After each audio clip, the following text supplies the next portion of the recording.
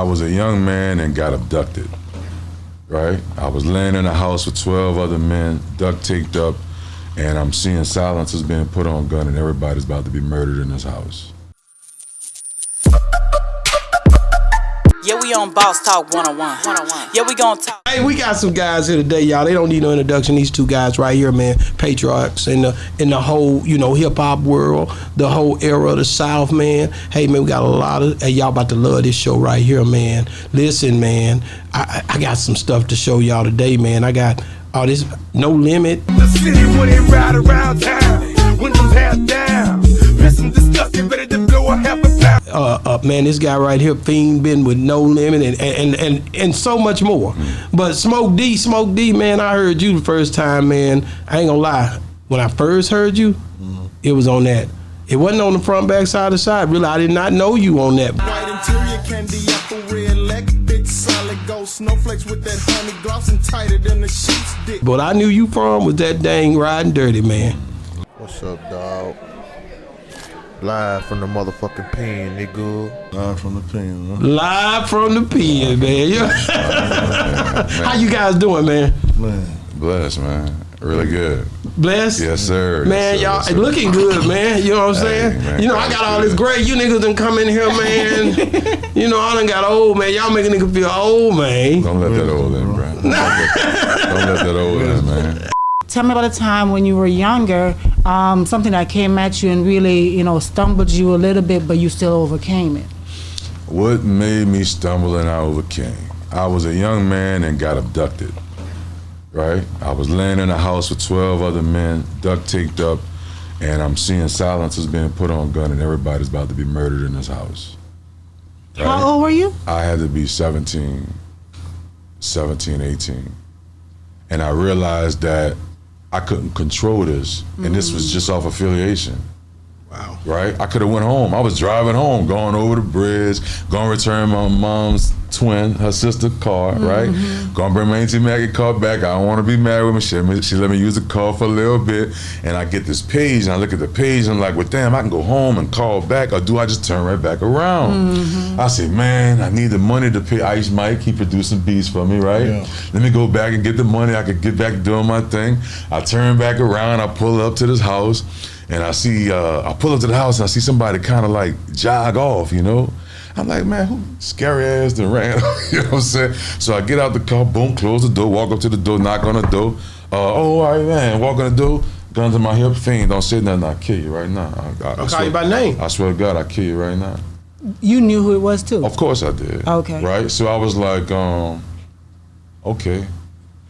Wow, he walked me to this bedroom, opened the door, all I heard was tapes. These cats being duct taped, and I was just like, shit, right?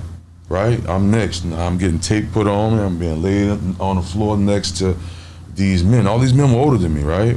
Man, I'm laying there, right? I remember what I had on and everything. You know what I'm saying? So I'm laying there, and I'm so mad with myself. I can't express it, right? I'm just mad with myself that my mama gotta discover me like this. You know what I'm saying? I'm so pissed with myself. Oh, I'm so pissed with myself. That's all you can think about. That's all I can think about. My mom opened up the obituary. I'm so pissed with myself. You know what I'm saying? While everything is going on, I'm damn near blocking out because I'm infuriated with myself. And I'm like, you could have went home, right? And I'm pissed for the fact that this person could have not contacted me, right? Choices. Man, bruh. So I lay there.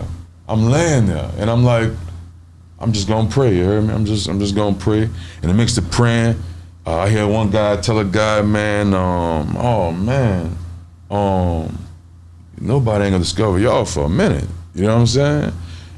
I heard the silencer get on the gun and let one round off. It sounded like that. You know what I'm saying? Into a pillow. You heard me? And I'm like, okay, nobody ain't gonna hear this neither, you know what I'm saying? So I went to praying. I was so discombobulated, I couldn't complete an Our Father prayer or Hail Mary. Funny thing, I was mixing them together, you heard me? Our Father, Hail Mary, I was running them back and back, you heard me? I'm laying there and I'm like, man, okay, I wasn't even I don't even think I had a chance to be scared. You know what I'm saying? Not on no big boy. You know, it was happening so. I couldn't even get scared. It happened so fast, right? So I'm just laying there like, man, ain't this about something, right? And then I'm seeing one person in there that I know that has been living a certain lifestyle, so they're not gonna hesitate to burn his ass up, right? So who's gonna have favor of us or have reserve for me? What's gonna make me so special right now?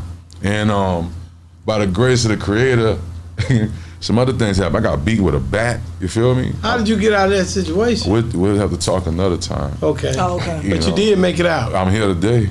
Man, You know, that's something else. Because somebody hear that story, you don't supposed to be here. But it showed that you have choices every day. Whenever you know the devil gonna come at you in 100 different ways. He knows our weaknesses. You have to know. Okay, something as simple as just a phone call. You're not expecting all of that. But each and every time when we divert from whatever we intended to do, you know that it's something. Anything can happen. The reality of it, these gentlemen was bickering amongst themselves that I was in the company of, right? Wow. And they were spending money and had someone investing, and they wasn't getting the work done. And they were bickering amongst themselves, and they was not taking this money being spent being serious, right? One of the greatest lessons I've ever encountered, right? And the reality, so you ain't gotta wait till part 2, it was end up being a lesson, right? I never favored myself to say, oh, if I wasn't there, you know, I just kept it from myself that by the grace of the Creator, my ancestors end up being a lesson. A lesson learned. Right? Because the lights went dark, right? And I realized that I wasn't as taped up as tight as I thought. Oh. Right? So I sat in quiet, untaped, and took it off and sat in quiet, just sitting there while these men were just, you know, like these dudes were begging for their lives, bro. Like it got serious.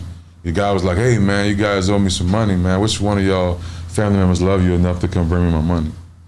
You know what I'm saying? I'm seeing grown men begging, pleading for their lives, right? I'm seeing grown men saying, let me call my girlfriend, right? Like, that's wild. You gotta call and endanger your woman, right? To get you out of here. Like, I saw this. It made me bite my tongue and shut the fuck up. You know what I'm saying? Yeah. And it made me grow up quick to know that I don't care how bad you are, I don't care how not bad you are, you could fall into some shit. You know what I'm saying? And it ended up being a lesson, and I just was like, this is trippy. And I saw a life in front of me, and I knew from there on, you know what I'm saying, is it that worth it to you just to be around this, you know what I'm saying? So,